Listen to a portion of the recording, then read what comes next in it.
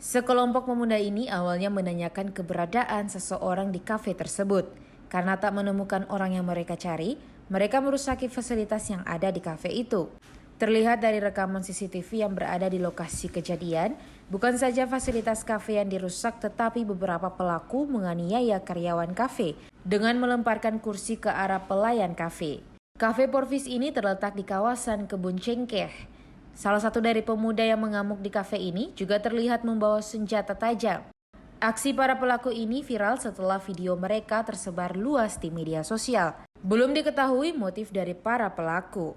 Pemilik kafe berniat untuk menyelesaikan persoalan secara kekeluargaan dan para pelaku bisa mengganti rugi kerusakan yang terjadi. Kita datang itu mau apa? Beta bikin apa namanya? Bukan laporan tapi beta bikin mediasi untuk pelaku datang lalu bikin pernyataan lalu selesai kekeluargaan. Peristiwa pengerusakan ini terjadi pada 1 April 2026 sekitar pukul 3 dini hari waktu Indonesia Timur. Karena tidak adanya itikat baik dari para pelaku, pemilik kafe telah resmi melaporkan pengerusakan itu ke SPKT Polresta Pulau Ambon dan Pulau-Pulau Lease. Christine Sipahelut Kurniawan melaporkan.